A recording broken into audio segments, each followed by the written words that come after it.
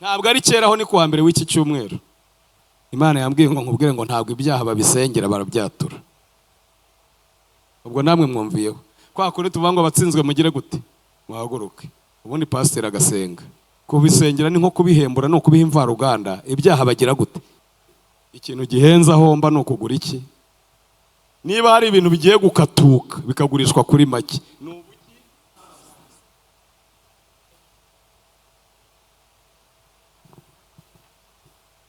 kandi wirenganya umugore wawe, wirenganya umugabo wawe, mumurikire mu izina rya Yesu. Ikintu cyabiteye nuko urukingo rwitwa ijambo ry'Imana barushyize ku bibero bya derera.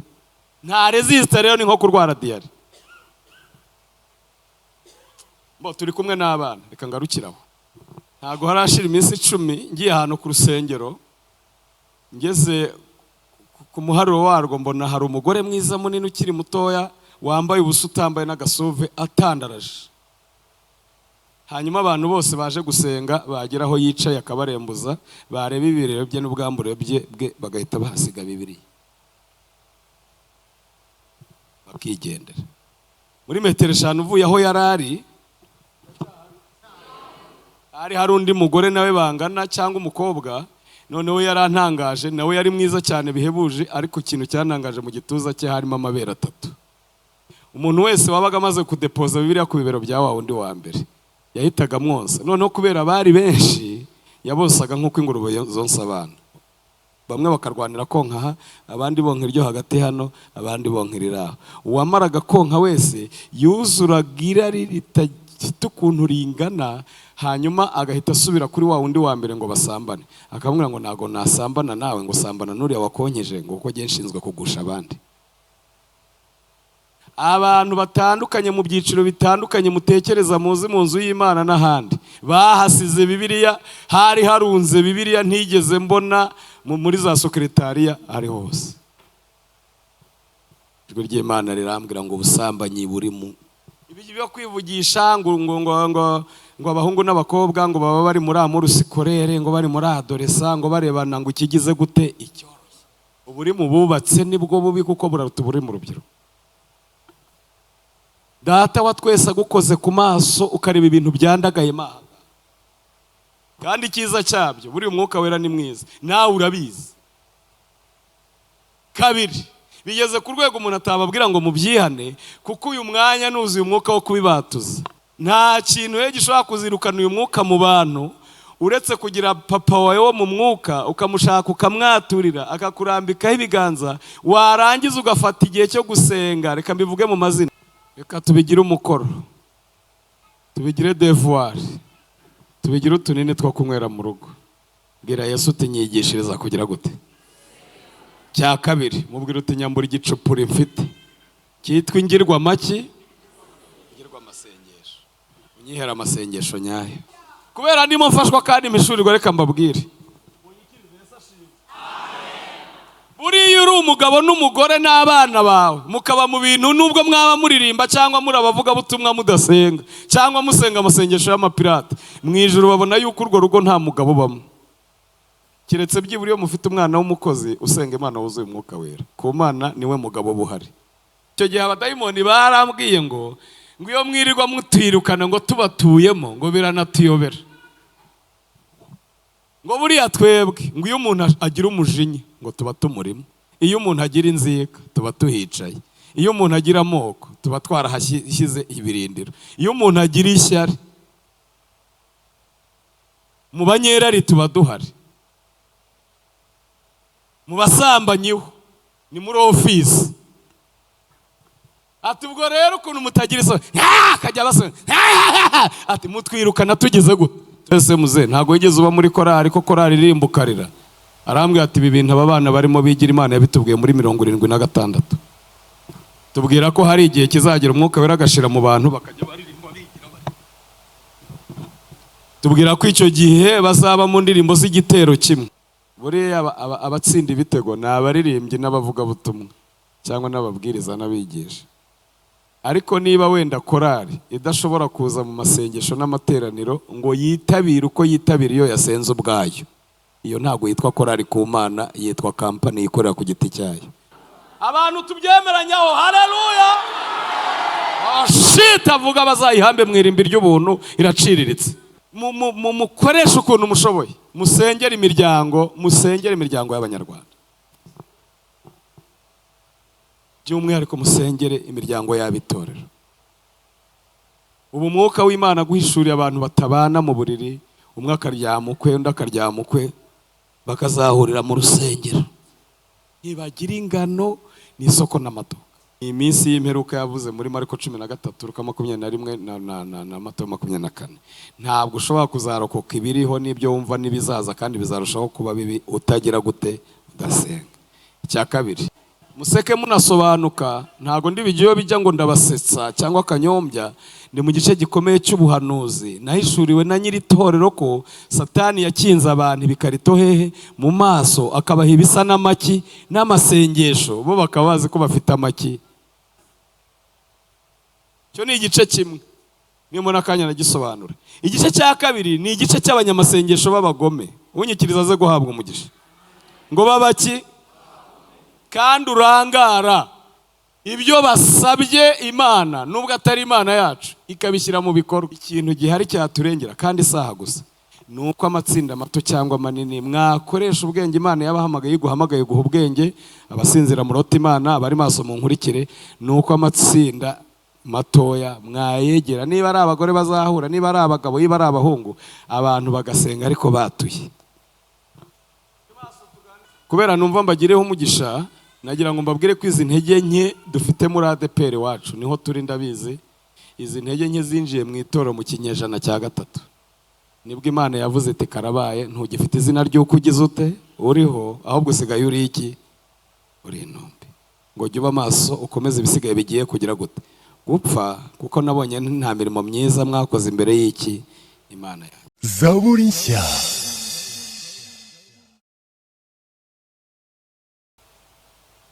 Aranditse ngo ndababwira ukuri yuko abo bwoko batazashira na hato kugeza aho ibyo bizasohorera.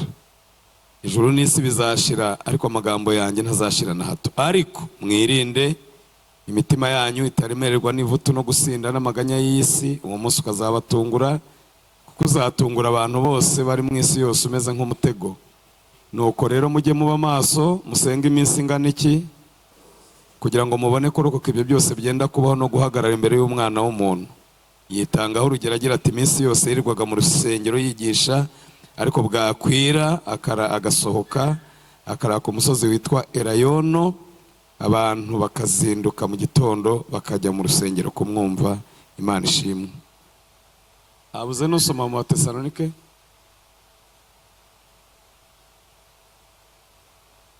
uwo mugisha nawe reka nkubatware. Aranditse ngo musenge igihe kingana iki, ntago murahagera. Urwandiko rwa mbere rw'Abatesalonike igice cya 5 umurongo wa 17 hagize hati musenge igihe kingana iki, ubuda ikirundi baravuga ngo n'urutavanako.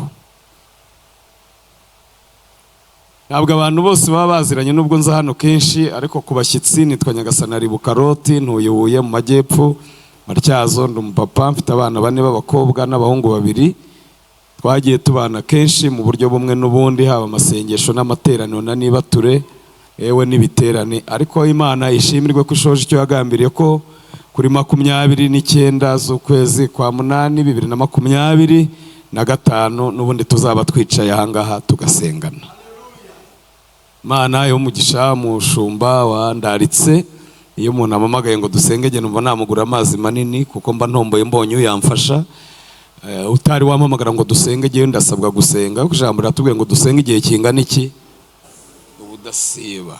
Baririmbye bakoze kuririmba basa n'abatubereye tingatinga ngo bakura amabuye kuri tere.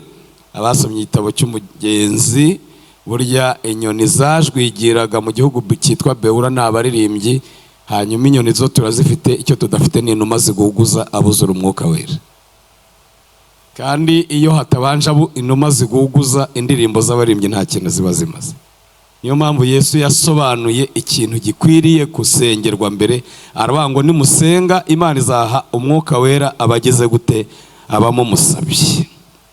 Duherutse kuba turi ahantu masengesho bashyiraho abaririmbyi b'abashyitsi bari babasuye, nanjye nari umushyitsi, bararirimba. Umusaza twari twegeranye w'umupasiteri uri mu kiruhuko cy'izabukuru, mbona amarira araje. Ese muze ntabwo wigeze uba muri korari ko korari iririmba ukarira? Arambwira ati ibi bintu aba bana barimo bigira Imana yabitubwiye muri 76. Tubwira ko hari igihe kizagera umwuka wera agashira mu bantu bakajya baririmba bigira bari. Tubwira ko icyo gihe bazaba mu ndirimbo z'igitero kimwe. Izo ni amakorasi n'ibihimbano, ariko ubundi nta nubwo ari bibi, kuko mu ba Kolosai 3:16 havuga ibintu 5 bigomba gukorerwa mu cyumba. Icya kane ni ibihimbano by'umwuka. Nuko atubwira n'ibindi mpita nibuka ibyo kwa Ezira, uburyo bubakishije rukarakara, abana bagaserebura bati yari yarabitubwiye, abasaza bo bakarira bati hano hahoze izahabu. Ngayo nguko rero, ndabizi ko turi masengesho y'igaburo. Ewe muri agenda yanjye harimo imimaro igera ku 10 y'igaburo, ariko umwuka w'Imana numvise atabinyemereye mu mwanya muto dufite hano imbere, cyane cyane ko ngiye hari ahantu tuza gusengana mu kanya uhimara yirariza. Ndashaka ko tuganira ku kintu cyitwa amasengesho gato cyane, unyumva nyikiriza ngo ni amaki. Hanyuma amasengesho ni iki? Amasengesho ni ikintu kidasimburwa imbere y'Imana. Iyo usomye Abefeso 6:10, Pawulo yavuze ngo ibisigaye mukomere mu mwami no mu mbaraga z'ubushobozi bwe bwinshi. Hanyuma kandi ababwira ngo mutware intwaro zose z'Imana. Asoza babwira ngo musengeshe umwuka iteka mu buryo bwose bwo gusenga no kugira gute. Ntabwo nava hano ntavuze umugenzi, bwo naba nagize intege nkeya. Mukristo ngo yarwanye na Puruwo, namutsinda bigoye kuko yamurashe imyambi 3 imutera kugukubiri n'inkota ye, ariko Imana iratabara aramubyukana ngo na marayika aramwomora. Hanyuma ngo yigiye imbere ho gato ahura n'ikindi gikombe kibi kidafite aho gitandukaniye n'icyo turimo, cyitwa igikombe cyitwa icy'igicucu cy'urupfu. Ngo arwanishije Bibiliya, akoze seminari biranga, ngo biba ngombwa ko akora mu isakameye, yiyambaza iyindi ntwaro yitwa uburyo bwose bwo gusenga. Ubundi ni umugani ugana kariho ngo urukwavu rwuriye ipapayi rugiye kuzimanura, hanyuma runyereye rurazivuma ngo na mbere byari bitumbwe, ariko nuko rwari runyereye. Abananiwe amasengesho nibo bayagaya, nibo bayavuma, nibo dusenga bayora, nibo dusenga bareba muri telefone, nibo bumva ngo twatinze batiyigisha neza nuko atinda, ariko ntabwo ari ububi bwayo nuko wanyereye hakunyereranye. Ariko mbatuye uyu mwigishwa ngo yarebye uburyo Yesu asenga kandi ari Imana, ngo yarangiza akabona amasengesho ye ntagira vakanse, amasengesho ye ntagira tamoro, nta kiruhuko cya saa 4, ngo yanariza ibintu bibiri. Ndabizi abanyamujyi bakunda haleluya nkeya, ariko biterwa naho umuntu aba anavoma niyo yayo. Ngo yibaza ukuntu b'amasengesho yabananiye ari abantu, akibaza uburyo Yesu asenga buri munsi kandi ari iki? Ari Imana. Aravuga reka ndeke ibyifuzwa n'ab'isi, shaka ibyahishwa baki abanyabwenge, mubwira twigisha gusenga. Turabaswa, turabapfu, turabanebwe. Uwo mwegeranye mundamukiriza ntiduherukanye, mubwira ngo nibe nawe yarimenye. Abanyakigali ntago babikunda, ariko nasanze atari ubusirimu, ahubwo n'ingaruka z'ibikomere. Hari igihe umuntu aba yarabaye mu bantu atazi kubana neza, niwe wamubwira ngo mubwira akakwihorera, nawe ujye umwihorera wihangane, nyine wicaranye n'umuntu udashobotse.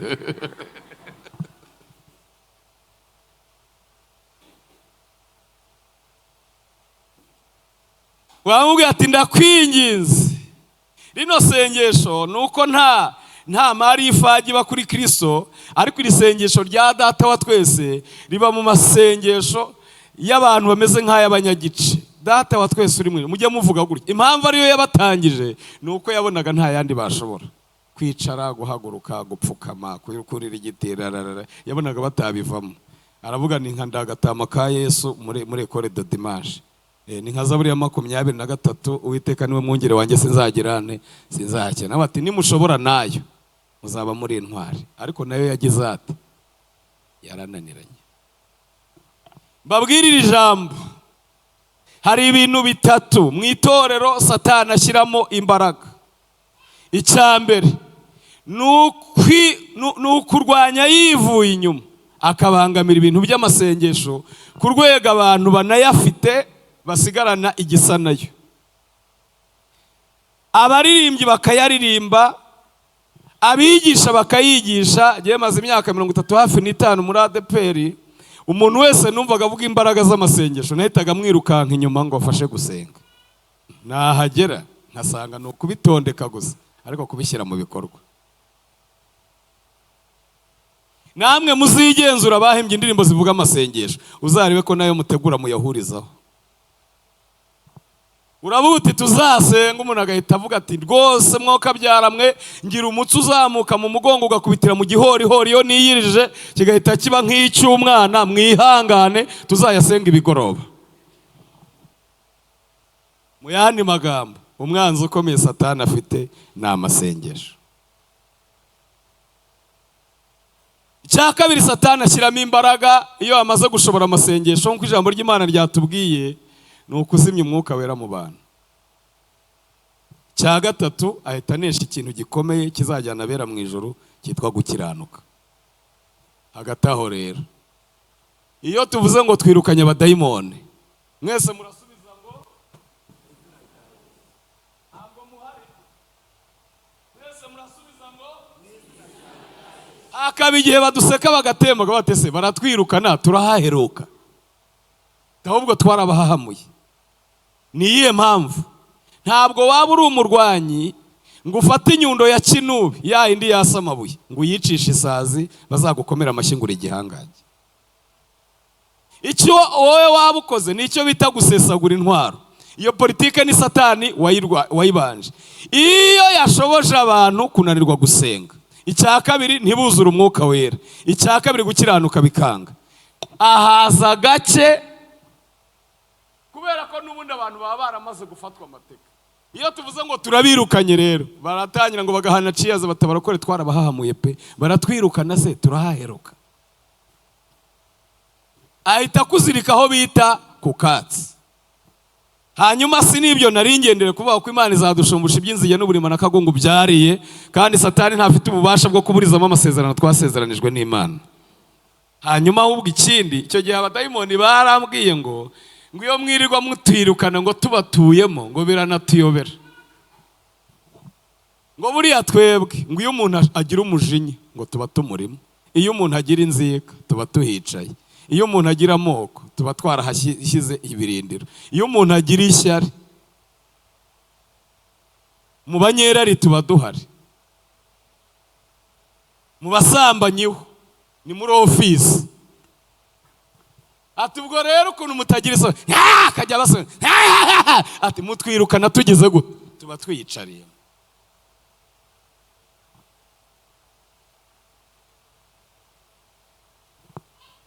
Nagira ngo niba tubyemera tubihurijeho, mu mwanya muto mfite imbere, iminota yayimpaye, nta n'ikibazo mfite, nimushima imvugo yanjye nzagaruka. Ibyo nibyo Muryege yabwiye witwa Mwirinzi Mwigengesero nani yabibwiye mu Kristo, aramubwira ngo dore bwakwiriyeho kubera gusinzira n'intare ziragukanga usubira inyuma, ariko komeza imbere iyo nyumba umwami yayubakiye abagenzi barushye, ariko ntibahapfa kwinjiramo umuntu wese. Mwirinzi Nyirarukundo Mwigengesero na Mwubahamana, nibashima imvugo yawe barakwinjiza muganire baranakugaburira. Hanyuma nanjye nimushima imvugo yanjye nzagaruka nkomerezeho, niba umwuka azaba abyemeye. Kigali baba bihuta nk'abatezishoye, nimutanayishima icyo nkundira ADPR ni ikibuga kinini, nintaza hano nzaza mugashyekera. Kigali Imana yanabagiriye neza, insengero zarasigaye, twebwe ni ukujya gusenga uteze ukirirwa ubyigana cyangwa uhagaze. Yagira ngo duhuze umutima tubwire Yesu ngo twigishe gusenga. Yesu nashimwe. Yesu nashimwe. Ku Mana gusenga nta kindi kibisimbura. Mumbe hafi mu izina rya Yesu mu buryo bw'umwuka. Urwego rw'imyizerere n'imyaka waba umaze mu rusengero udasenga, unyikiriza ahabwe umugisha. Utagira gute? Utagira gute? Cyangwa ufite igisa n'amasengesho, byorohera Satani n'ingabo ze kuzaza bakakuyorana na bya bintu. Nimundeba nabi, kukuyorana n'ubutumishi n'ubuyumbe n'ubuvugabutumwa no kuramya no guhimbaza n'imyaka umaze mu rusengero, baguterurana nabyo bakabijyana, kubera ko habuzemo intwari isumba izindi, yitwa maki. kandi Gatenga iyo dukora urutonde rw'amatora kuze muri Kigali namwe muzamo murabagaho kubihamya. Uyu munsi hari abantu mwari muzi bari ibihangange, bari ibitinywa, bari ibitangaza, baramutswaga n'amaboko angahe? 2, ariko amasengesho abuze. Satani agira uyu munsi umuhaye no gusenga mu iterano bakubaza icyatumye ubimuha. Mbatuye umwigishwa ubutaha mu giterane gitaha muzamutumire. Aravuga ngo ibintu byose ndabihagaritse, sanze umwami Yesu mubwira twigishe kugira gute.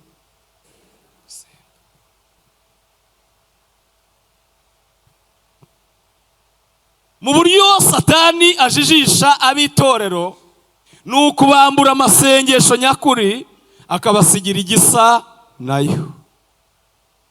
Nyuma ya jenoside habaye umutekano utaragaruka neza, habaye ibintu by'ibibazo by'ubujura n'amabandi. Ukajya ukumva umuntu araguhamagaye nka saa yine ati natewe, wagenda ugasanga barambitse abantu havoka, naho ubwo babateye nijoro urugi bararuca, bikanguye ngo akabujura kabatafanda ati mbarase, ati hoya wibarasa, ati babwire baryame ubashyireho grenade. Ubu bakakuryamisha bakagushyira havoka, ukaryama bakagucucura, uzi ngo ninki, ukaryama kugera saa 6 z'amanywa bagushyizeho iki? Avoka. Ibyo bimaze kuvumburwa, leta ishyize imbaraga mu kurwanya ayo mabandi, bahita bahimba iyindi strategy muzi yitwa gukinga abantu ibiki. Ntibavuga muranyihoreye. Gukinga abantu ibiki? Ibikarito. Bafataga agatabo k'igitenge bakakadekora neza, bakakubwira ati iki gitenge kigura 80, ariko wanga kwibahombye ibye zana 50. Ugahita wogura iti 30 ntimwayarya. Bakavuga ati ese uvuka muri Nyabihu cyangwa ni muri Nyakizu? Bakakubikamo ubwoba ngo byibura ubahe 40. Najyaga mbyumva rero.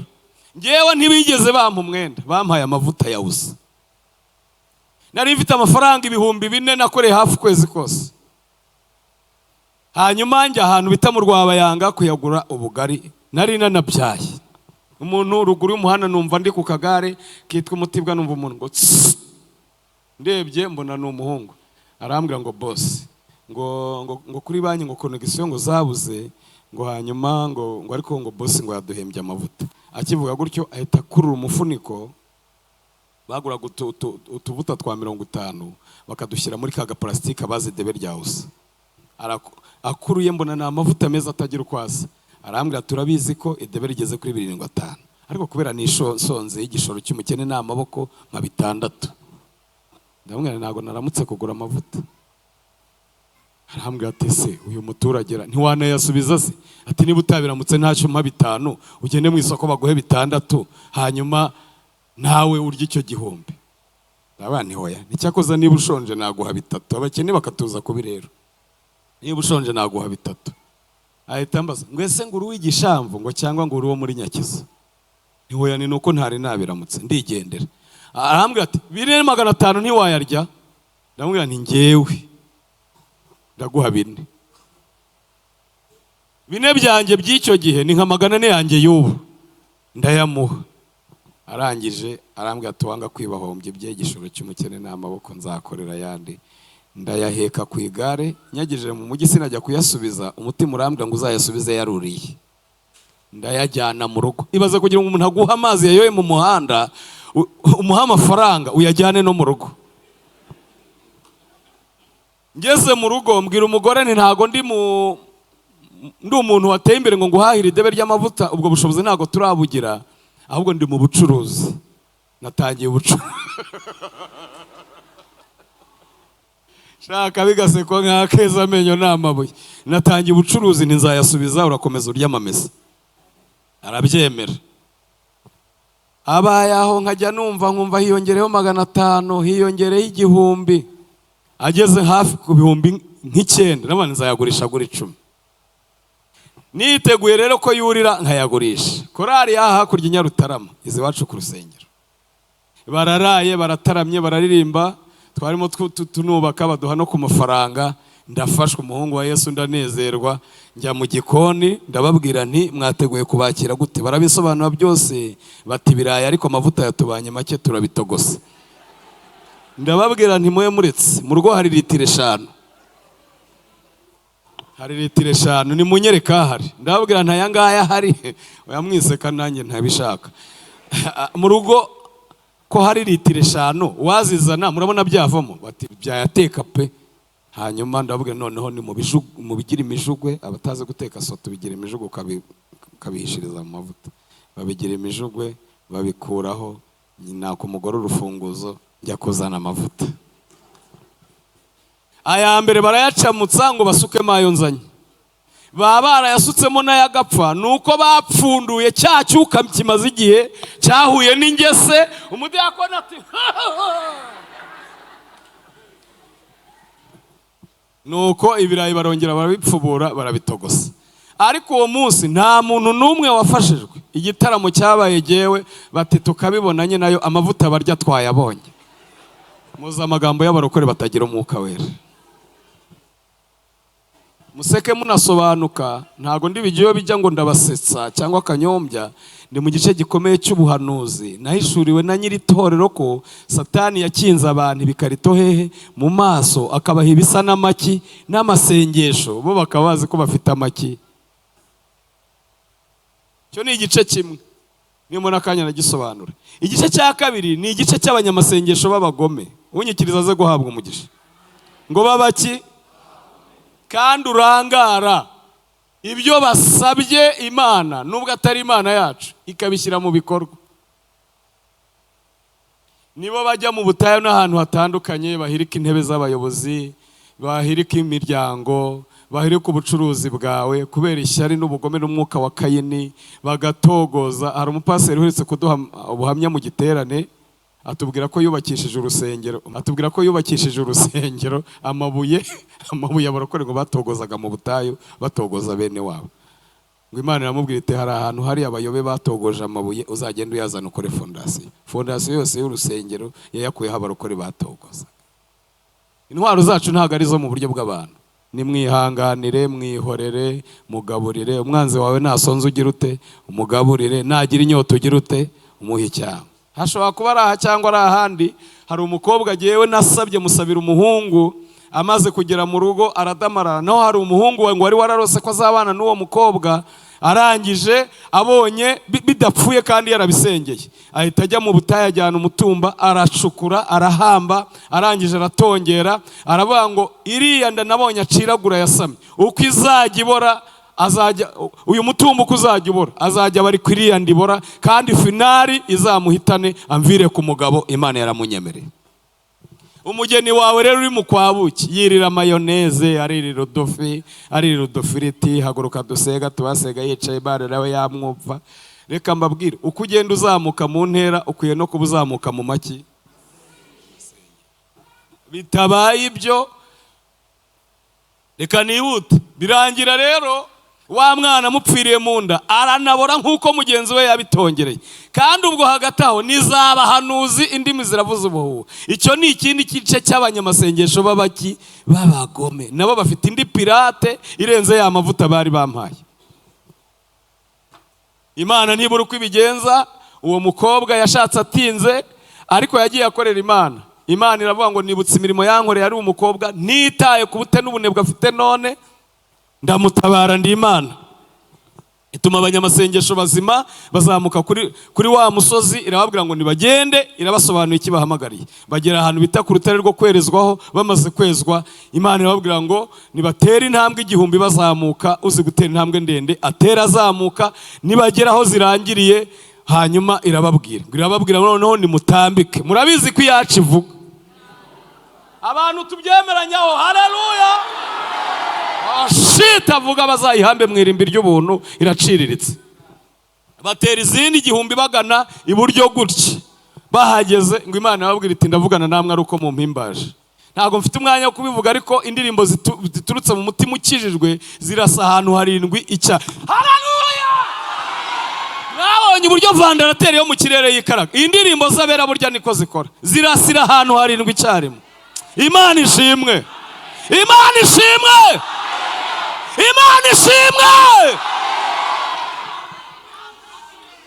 Hari igihe ntekereza pastor wanyu abantu umenya yarabaye muri korali ubu umuntu w'umuyobozi utarabaye muri korali ati muteri korasi cyangwa muririmbe yo mu gitabo mugahuriza amate zaje ari na nyinshi, ariko buri ndirimbo ziturutse mu mutima ukijijwe niyo twaririmba ba Yesu bishimira gusa.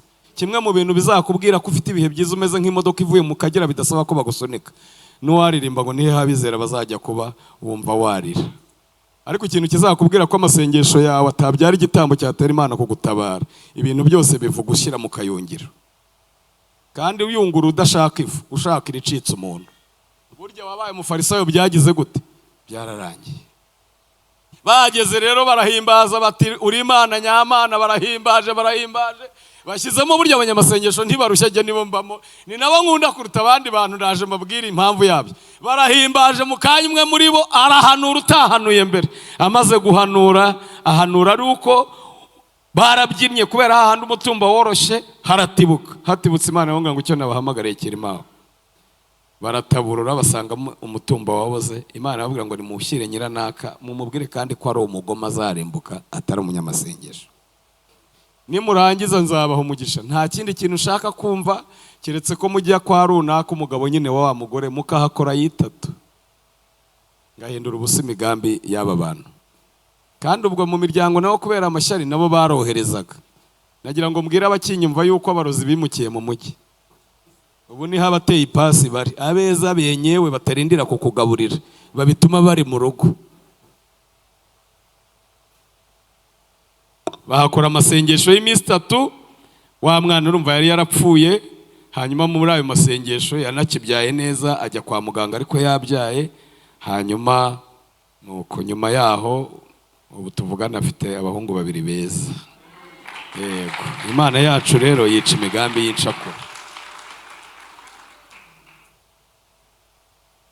Yesu ashimwe. Munyikirize Yesu ashimwe. Nari ndi ahantu ufite ibintu bingoye, nshatse nanabibabwira, numvaga nshaka imbaraga kuko nari nagize ingorane, umuntu arampemukira nagiriye ineza iruti y'abandi, nyuma yo kunyitura inabi anampimbira ibitarabaye abishakira n'abagabo. Ndabane ndatsinzwe njya gusenga naka Imana imbaraga, ariko ni mu masengesho Imana yambwira ngo nige wabyemeye kugira ngo mvugana nawe. Ikintu ushaka kuvugana nawe nuko ukwiye gufata ibyifuzo byose ukabibika ugasengera itorero ryanjye. Iti negeka amasengesho nzakora sengera itorero, ariko ndebye mbonye uburyo agoye ngira abandi bantu burya dusengana. Ngeze kubwira umudamu twasenganaga ngo ariko uriya mukene mu mwirukankaho ngo mumushaka iki. Aramubwira ati rona nidushaka amata ntago tuzajya muri Kenkayori. Hanyuma arakennye ariko iby'umwuka niwe tubishakiraho. Nidushaka amafaranga uretse ko udapfa no kuyatanga, uri umuntu ugira ubuntu twayashakira iwawe. Rero burya amata ahwari tuba tubazi ko ari muri kantine, atari hehe muri Kenkayori. Buriya tubana mbazi n'umwana w'umunyarwanda, umuntu ubuzi kuramya akaririmba ukagira ngo ni ikizima cyangwa Rusiferi ubumuzi, ariko wamuhamagara mu masengesho ntaze, yayatangira ntagira ati ntayasoze cyangwa akayasoza atagize ati atayatangiye, wamwira utahaguruka dusenga kanga ngo amasengesho aramwishe, naho nuko yaje yashyizemo amata n'amandazi. Bose tuba tubazi hari ibintu tutagombera guhishurirwa, turebesha n'amaki n'amaso. Hari umuntu tubana mu nzu y'Imana ukubuzi yuko inkuru niba ushaka irari Rwamagana cyangwa iRubavu ugira gute uyimupasa akayamamariza ubona. Ariko hari umuntu mubana nubwo yaba ari umwana muto uzi kugira gute uzi gusenga, kabote nzamwiyambaza tuyihamagare. Ndabashaka tujya ahantu turasenga ku munsi wa kabiri saa 9:20. Munyikirize haleluya. Mbona ibintu ntashakaga kubona. Ubundi jewe nakijwe ndi muto, ariko ntarakizwa nakundaga nakinaga umupira ku rwego nacengaga ikipe yose, nakinaga ahantu habiri kuri ataka no mwizamu. Hanyuma aho babaga bantoye, murabizi gutoranwa muri karere cyangwa se twitoza muri baro, aho babaga bantoye bagiraga abakinnyi 10, aho batantoye bagakira 11. Hanyuma maze gukizwa mbona ntago byajyana, ndabizibukira ariko njya mbikurikirana iyo nabonye akanya. Hanyuma rero nibyo narose cyane, ibyo nahishuri. Mbona turi mu ikipe y'umupira w'amaguru, mbona ni mu batsinda ibitego, ariko mbona ikipe yacu ifite abataka bake kandi babaswa. Mbona no mu izamu hari abanyezamu bake kandi b'indangare. ubwo turahareka mivuge, bamwe mu baturindiraga nabonaga bari inyuma y'ikibuga bategereje gusimbura abandi banyezamu bananirwe, ariko barangariye mu rusimbi rw'igishyimbo. Ibishyimbo bisanzwe. Hanyuma ikipe twakinaga yari ikipe yambaye imyenda y'imikara, ifite amaso atukura, ifite amahembe, yambaye bya bikweto, hari bikweto nabonye bagendesha mu muhanda bifite amapine. Hanyuma turakina kandi bo bakinishaga umutwe, bagakinisha amahembe. Mureze ko twe nta mahembe tugira, twayaciriye ku musaraba. Bagakinisha ibirenge, byakwanga bagashyiraho n'amaboko ngo bakunde badutsinde. Cya kabiri, nabonaga bafanwe n'abantu benshi, reka ngarukiraho, ariko bari bangahe? Bari benshi, bavuze induru n'amafirimbi navuvuze, bavuga ngo ni mu batsinde, ngo dorayo bigeze. Hanyuma ndababara, ariko nkoresha ubutwari ngo nsinde, ngira ingorane, sinagira igitego na kimwe nsinde. Hanyuma nabonaga twiteguye gutsindwa, ariko ikipe yacu yari ikomeye ahantu hamwe muri defense. Mubera baryo bahora bari maso, babwira umwami byari ngo azarirengere. Mbahaye haleluya mu izina rya Yesu. Icya kabiri, nta mukinnyi woroshe wari uri muri defense yacu. N'akana kabashaga guhagarara ntihagire ugacaho, kubera ndimo mfashwa kandi mishurirwa. Reka mbabwire, buriya uri umugabo n'umugore n'abana bawe, mukaba mu bintu, nubwo mwaba muririmba cyangwa muri abavuga butumwa mudasenga, cyangwa musenga amasengesho y'amapirate, mu ijuru babona yuko urwo rugo nta mugabo ubamo. Kiretse byibura iyo mufite umwana w'umukozi usenga Imana wuzuye umwuka wera, ku Mana niwe mugabo buhari. Babarira wibuka amasengesho yawe n'umugore ukuntu aba ameze. Mwami Yesu, haleluya, turagushebeye mwami. Akakubaza ati twaryamye dusenze utemera ukadutangira, ariko sinzi aho twageze gute. Urwo rugo nta mugabo ubamo, ku Yesu yaravuze muzahabwa imbaraga umwuka wera nagira ate, muzaba abagore. Reka nihute, birangira rero ngize impungenge, ariko ku munota nk'uwa 78 byose mbyibuka nk'ibyabaye ejo, cyane cyane ko byo bitaramara n'ukwezi. Ku munota nk'uwa 78 ngo bahita bihuta bakorera inama ku izamu ryabo, numva baravuze ngo ubwiriya kipe ikomeye ahantu hamwe muri defense, reka dutere imipira yo hejuru. Icyo gihe wabinyerekaga yambwiye n'imipira yo hejuru, ikivuga mwe sinkibabwira, ngo hanyuma iraza kubaca hejuru yinjiye mu izamu ryabo. Muri maso tuganire. Buriya abatsinda ibitego ni abaririmbyi n'abavuga butumwa cyangwa n'ababwiriza n'abigisha. Ariko niba wenda korari idashobora kuza mu masengesho n'amateraniro ngo yitabire uko yitabira iyo yasenze ubwayo, iyo ntabwo yitwa korari ku Mana, yitwa kampani ikorera ku giti cyayo. Mu ijuru bandika ko nta batsinda ibitego bafite aho hantu. Ndabagushije sinzagaruke.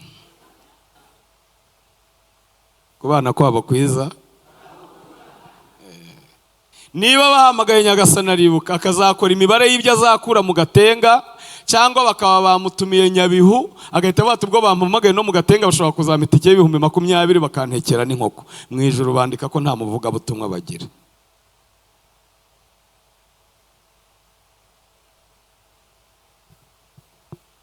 Baravuga ngo reka tubatsinde ibitego byo hejuru.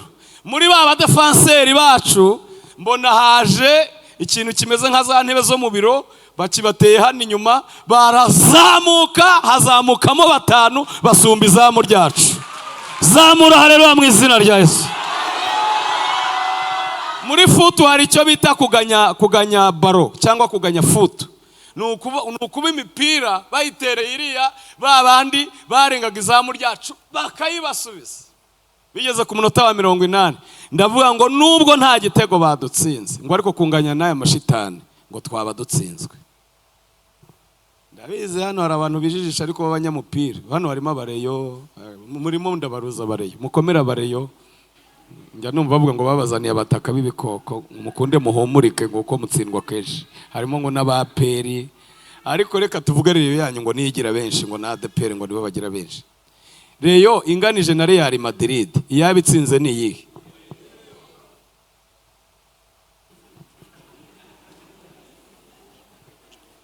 Kuba rero tuvuga ko dukorana n'Imana, twarangiza tukanganya n'abadayimoni, twaba tugize gute? Birambabaza, ariko nkibaza ibyo. Ku munota wa 82 muri iryo yerekwa mbona imbere yanjye gutya ijuru rirakingutse. Muya muretse murafashirizwa rimwe. Ku gicu yaramanutse, kuko hari igihe njya ngira ibihe byiza nkahura na mareka no mu gitondo cyo kuwa kabiri twarahuye tumarana amasaha y'iki cyumweru, ambwira ibintu 5. Muri ibyo 5 arambwira ngo umaranye iminsi umunaniro no kutaryama, ndakuruhuye nguhaye imbaraga nshya. Nagize ngo rero niwuje, ariko akimanuka aho umuryango ukingutse ajemo, mbona handitsemo Yesu. Aramanuka nkimureba mbona ibirenge bye n'izahabu, imyenda yishashagirana ku rwego ntabona. Aramanuka muri Rolanti, muribuka abantu baririmbye hambere bakakorera amashusho, bakunda gushyiramo ibintu by'amarolanti digital itaratera imbere. Aramanuka muri Rolanti, amanukiraho bita muri Sirifase aho batangiriza umupira. Akimanuka baro yahise imugeraho, ntiyigeze ashyiramo nk'imbaraga nk'izanyagasana. Ribuka yewe nari nakigize guta, nashyize minuza ngakinisha ni mu maso nka tera n'urutugu, kuko ntemere gukinisha intoki. Nasizoye ibyuya byandenze umubiri wose, ariko nta kintu byagezeho. We yagize atya gusa. Umupira uragenda winjira mu izamu ryabo. Zamura haleluya mu izina rya Yesu. Hanyuma umaze kwinjira mu izamu ryabo, bashidutse kinjiye, ngiye kubona mbona bose, urumva ababa muri stade, hari abari muri stade bari gukina, hari abantu bari muri stade bagaragiye barimo bavuga ati ni mu batsinde dore ayo bigize. Ngiye kubona mbona bagiye icyo bita kugwa ingazi, bagenda gutya bakubita umunwa hasi nka kwa kundi umwana akubita umunwa hasi akaniruma. Bamaze gukubita umunwa hasi, amfata ikiganza arambwira ngo bakoreho wumve. Mbakozeho nyitangira gutya ko numvaga bakonze nje kuruta barafu. Arambwira ngo umunota wa 82 urageze, ngiye gutsindishiriza abantu banjye. Haleluya! Ariko uzabambwiriye yuko umuntu udasenga unyikiriza ahabwa umugisha. Utagira gute? Ntabwo bijya binyorohera gukorana nawe. Nubwo yaba ari apotre, ari reverend, ari atagira n'unyirukanaho, dore ngira agatwe gato nkakarinda uruguma. Ubwoko bwose uri bwo n'icyo uri cyo udasenga, ntibyorohera Yesu gukorana nawe, kuko nawe yasengaga buri. Baramubwira ati ibyifuzo byose twabiretse mwami, ahubwo twiyigishiriza kugira gute. Hanyuma nabakozeho gutya, bari bakonje kuruta ikintu cyose numvise gikonje. Afata mu kiganza, mu minota nk'itanu mbona nzengurutse igihugu cyose. Dore ibintu byantangaje.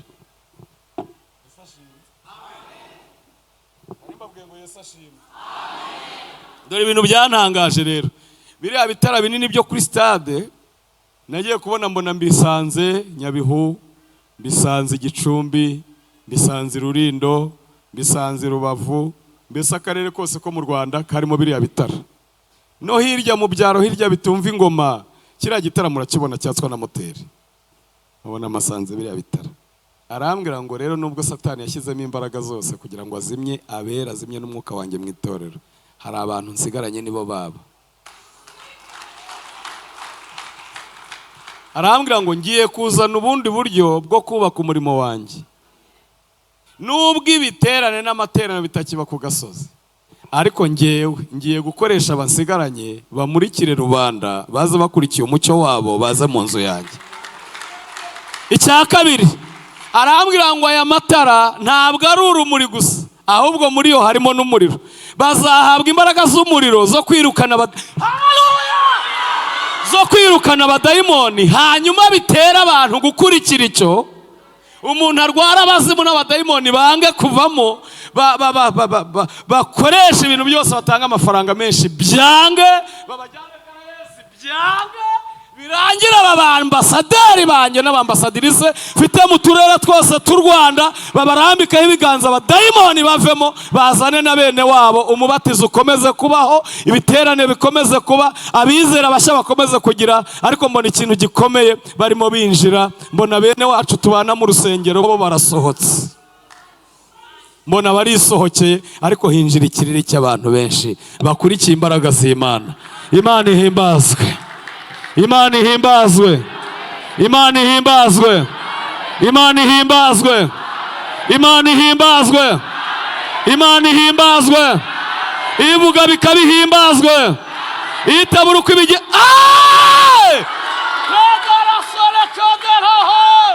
Imana ihimbazwe, umwami w'abami nahimbazwe.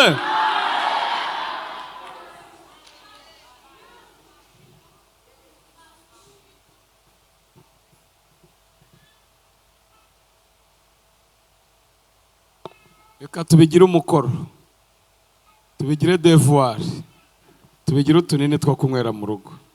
Bwira Yesu uti nyigishiriza kugira gute.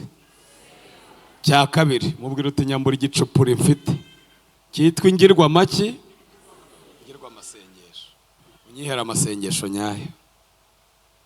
Muri paruwase yitwa Gatenga i Kigali ku itorero ryitwa Gashekero, habayeho umupaseri yarisazi yarigendeye witwa Kamburisha, ngo yahuye inka, ngo yajya agasobanuza Imana ibijyanye n'igitondo gihoraho, atoriye kuwiteka Imana amubwira ngo nzabigusobanurira. Ngo arangije yahuye, bari barahuje ubuzima bwabo no gusenga, ngo apfukamya bw'Imana ati mwami Imana abana nanjye muri uru rwuri, hari icyo bita amayisikari y'amasengesho, umwuka tunihira agenda agiye. Burira burake ku munsi wa kabiri ngo saa 11 zishyira saa 12, kuwa kabiri cyashize nandi kumwe n'umugore we turi kubiganira. Hanyuma ngo arangije abwira Imana ngo nubwo gusenze mu kanya gatoya, ngo ariko ndagushimiye kunyumvise. Akangutse inkarazibura, gukurikira inka biroroshye, akurikiye ibinono, ngo ageze mu rugo baramubwira ati twari tuzi ko inyamaswa zakuriye, ati ntazandiye nsenze akanya kaniniya, nkangutse inka ndazibura. Kubera numva mbagireho umugisha, nagira ngo mbabwire ko izi ntege nke dufite muri ADPR wacu niho turi ndabizi. Izi ntege nke zinjiye mu itoro mu kinyejana cya 3, nibwo Imana yavuze ati karabaye, ntugifite izina ry'uko ugize ute uriho, ahubwo usigaye uri iki, uri intumbi. Ngo jya uba amaso ukomeze ibisigaye bigiye kugira gute gupfa, kuko nabonye nta mirimo myiza mwakoze imbere y'iki Imana yanjye. Reka mbabwire utuntu duke y'amasengesho amaze. Icyambere, amasengesho nk'uko Yesu yabivuze, iyo tuyakoze mu buryo bwiza aturokora ibyo byose. Ibyo byose ni ibiki? Ni ibintu nka bitatu. Igice cya mbere ni iminsi y'imperuka yavuze muri Mariko 13, Luka 21 na Matayo 24.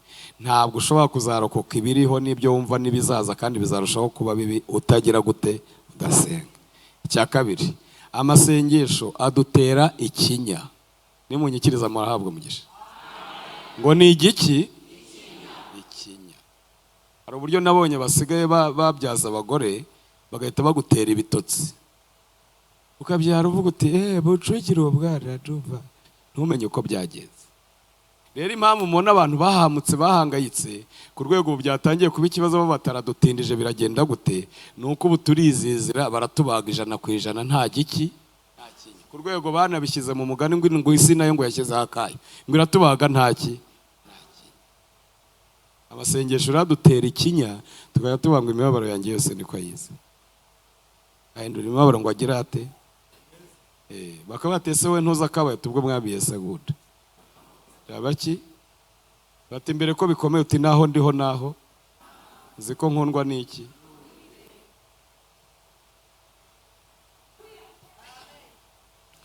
Cya gatatu, reka soreze kuri iki. Haleluya!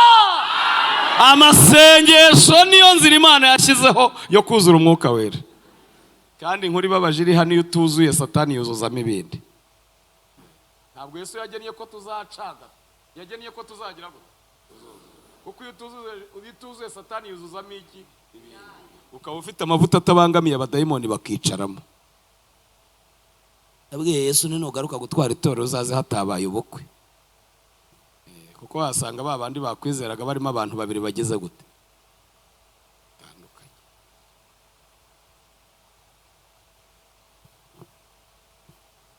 reka nihute mvuga ingorane yo kudasenga.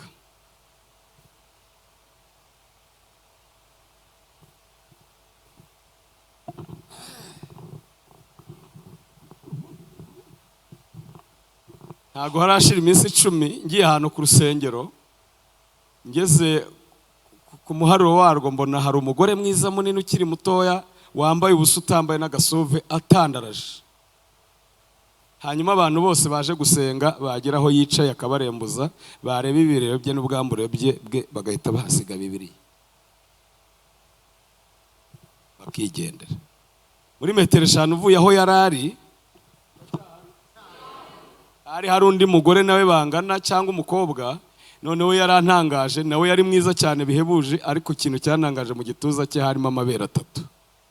Umuntu wese wabaga amaze kudepoza Bibiliya ku bibero bya wa wundi wa mbere yahitaga mwonsa. Noneho kubera bari benshi yabosaga nk'uko ingurube zonsa abana.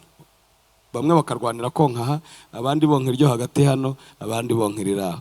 Uwamaraga konka wese yuzuraga irari ritafite ukuntu ringana, hanyuma agahita asubira kuri wa wundi wa mbere ngo basambane. Akamubwira ngo ntago nasambana nawe, ngo sambana n'uriya wakonkeje, ngo kuko ngiye nshinzwe kugusha abandi.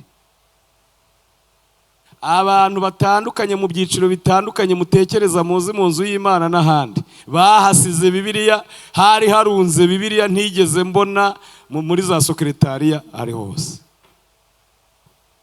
Ijwi ry'Imana rirambwira ngo ubusambanyi buri mu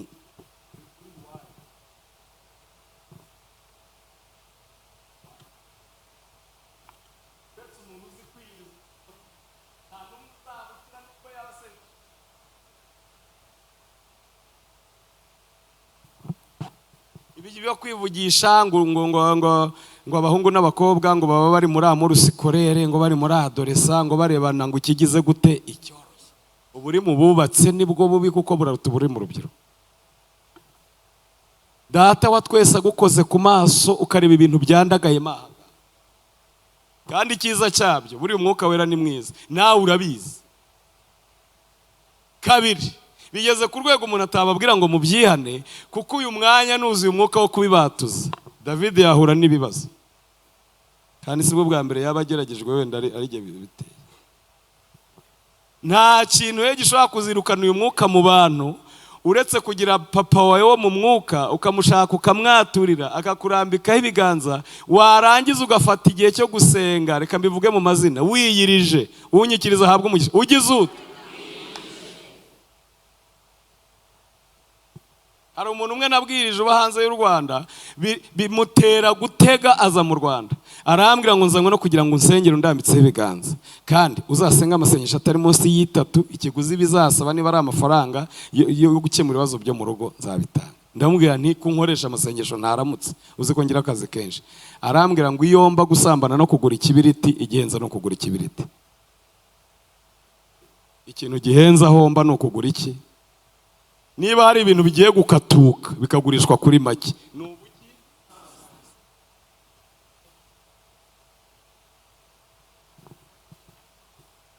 kandi wirenganya umugore wawe, wirenganya umugabo wawe, mumurikire mu izina rya Yesu. Ikintu cyabiteye nuko urukingo rwitwa ijambo ry'Imana barushyize ku bibero bya derera.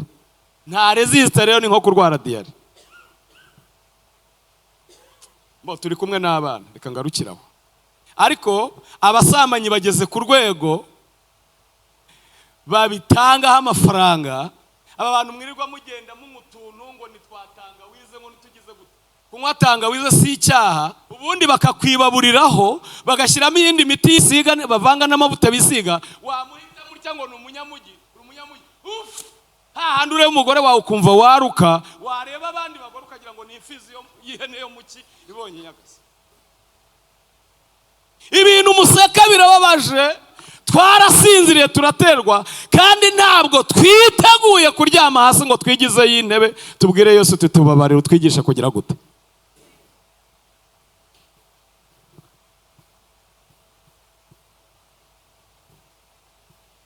Yakora abayobozi b'amakorari, abayobozi b'amatsinda runaka, namwe bakozi b'Imana bashumba Imana yereje gukora umurimo w'Imana muri ubu bunyerere n'umwijima, musenge Imana ibasure basange bahishurire, mushaka ukuntu abantu niba bakora amatsinda mato cyangwa manini batura. Mugatenga ni abantu bazi kwirwanaho ndabizi. Korali ziryoshye izambere mu Rwanda muri ziya mvugo z'i Kigali ziteye ipasi zose zaciye aha n'izindi zirenda kuza. Abigisha beza bagiye inzira imwe badatanga imvange nka Nyagasana rimwe, babitonda batondagura bagahera ku ngingo ya mbere kugera ku ya kangahe, ku ya 10, bose bageze gute, baciye. Natwe turimo turasa n'abasubira mu ntabire, nta gishaje gihari nanjye naje. Ikintu gihari cyaturengera kandi isaha gusa nuko amatsinda mato cyangwa manini mwakoresha ubwenge Imana yabahamagaye guhamagaye guha ubwenge, abasinzira murota Imana, abari maso mu nkurikire, nuko amatsinda matoya mwayegera, niba ari abagore bazahura, niba ari abagabo, niba ari abahungu, abantu bagasenga ariko batuye. Ntabwo ari keraho ni kuwa mbere w'iki cyumweru Imana yohereje umuntu uvuye i Rubavu muri Mahoko, araza arambwira ngo mvuko Imana yambwiye. Imana yambwiye ngo nkubwire ngo ntabwo ibyaha babisengera barabyatura. Ubwo namwe mwumviyeho kwa kuri tuvuga ngo batsinzwe mugire gute, muhaguruke. Ubundi pasiteri agasenga. Kubisengera ni nko kubihembura, no kubiha imvaruganda. Ibyaha bagira gute, uwisha ibicumuro ntazagubwa. Icyo gihe Imana yambwiye ngo nzaguha ikimenyetso. Njya kubwiriza ahantu hamwe hano i Kigali, hari mu masengesho nkayo gutegura igaburo, uretse ko batihutaga nk'abatezishoye, twaratarama tugeza saa 6. Hanyuma tugera mu mwanya wo kwatura rero sasa. Abasambanye muzamura ikiganza. Urumva ntago tuba dushaka no kwiyandagaza, ariko dufite uburyo bwa kiyobozi Imana yaduhaye, tukabegera tukabafasha. Umukecuru rukukuri sinzi imyaka ariko ntari munsi ya 70. Arambwira ati ngewe iyo mbonye bavuga butumwa mubwiriza ati by'umwihariko pasiteri wacu, ati mba numva twahita tujyana mu buriri. Yo wango ni imyaka, byarenze imyaka, birasaba gusenga no kuba maso no kwirinda. Bitari ibyo kandi ibyo ni ibivugika nyine, ni ibihamagara ibindi, ariko Imana idufashe. Agira ngo mwigire ijuru dusenge.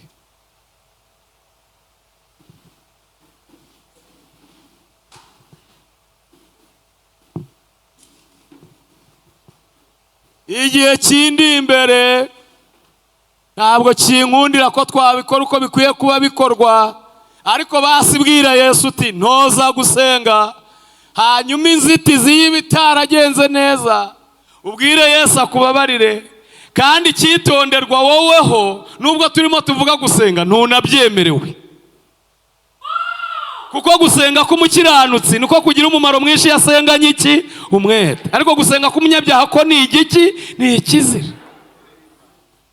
We ni ibintu by'ibizira buri ugemura ayo marara, ugemura inzangano, ugemura ubwo bwibone, ugemura. Data ahita avuga ati ni mukinga ibyo sinshaka no kubyumva. Hanyuma icya kabiri, mukoresha ukuntu mushoboye, musengera imiryango y'Abanyarwanda. By'umwihariko musengere imiryango y'abitorero. Ubu mwuka w'Imana guhishuriye abantu batabana mu buriri, umwe akaryama ukwe undi akaryama ukwe, bakazahurira mu rusengero. Ntibagira ingano n'isoko n'amaduka. Mwuka w'Imana guhishuriye abantu bagiranye amakimbirane muri iyo miti bakura za Tanzania, bayisiga umugabo wakajya taha ameze nk'intare yivuga ishaka kwiconshomera, mugahora mu nduru zidashira. Ubundi Satani agahita akubwira ati hari abandi bagabo baguhakeya, genda wivura umuntu. Ugataha umugore akakuzengereza ukagira ngo baramugutumye, ugahita uhura n'abandi bagore bakureba icyoroshye bakagufata neza. Satani akubwira ati fatiraho. Icyo gihe uwo musaza wariraga yaratubwiye ngo Imana yaratubwiye ngo umwuka w'Imana nava mu bantu ngo abantu bazakora ibyaha be gushaka kuva mu rusengero.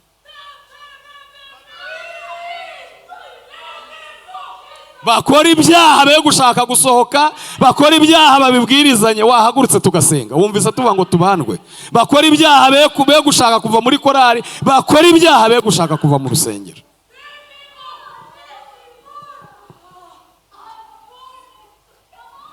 Muhombeke amaso dusenge.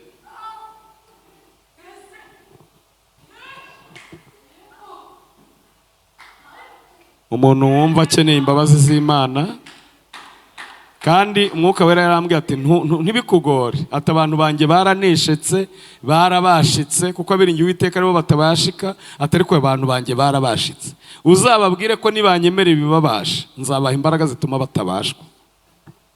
Tuba tubigana n'abayobozi ko tuzongera tugahura, ariko hari igihe bitakunda. Fatirana. Yakobo yaravuze ati senkurekura utamaye umugisha. Niba hari ibyakubashije, zamura ikiganza ubwire Yesu uti mbabarira. Turi mu masengesho. Zamura ikiganza cyane ubwire Yesu uti mbabarira. Urwego rwose uriho, zamura ikiganza ubwire Yesu uti mbabarira. Hanyuma pfuka amahuri. Ku munota wa 82 Kristo azadukura haba abazimu, azadukura haba abadayimoni, ntabwo yatureka. Tanire Paya dalala sire kidinwa Paya solaya sekodala. Ntabwo urugo rwawe azarureka. Umunota wa 82 urageze. Nubwo wariganijwe n'abadayimoni, ariko Imana yacu ntabwo yakureka. Mumbwire uwo mupaseri wundi azasenge. Paseri nabona akanya nanjye ndasenga, nutaboneka ariko umunota wa 82 urageze. Imbaraga z'abarozi zagusenyeye urugo, Imana izazihindura ubusa. Imbaraga z'abagome n'abagambanyi, Imana izazihindura ubusa. Iyo wasenze ufite amahirwe ko itarakureka, kandi iyo upfukamiye bikubyarira ubutabazi. Dusenge, umuntu wese nasenge. Data, mu izina rya Yesu, iyi mitima ihagaze imbere y'Imana, nezerejwe nuko amatwi yacu ariko arumva ijwi ry'Imana.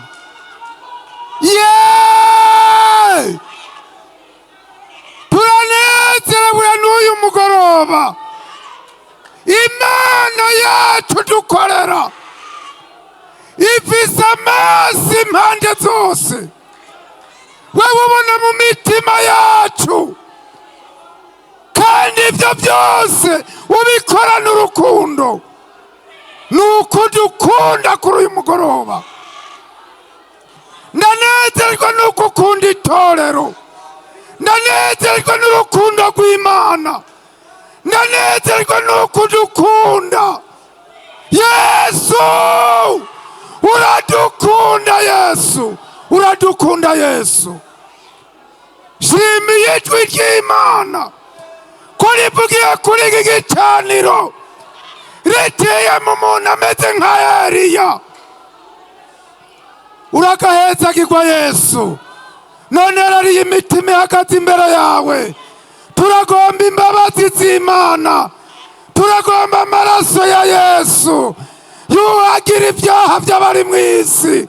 Mu izina rya Yesu turagomba imbabazi, turagomba imbabazi, turagomba ngo weze, turagomba ngo ubabarire, turagomba ngo wuhagire. Mu izina rya Yesu dupfukamye imbere y'Imana uyu mugoroba, dupfukamye imbere ya Yesu, turagomba imbabazi z'Imana.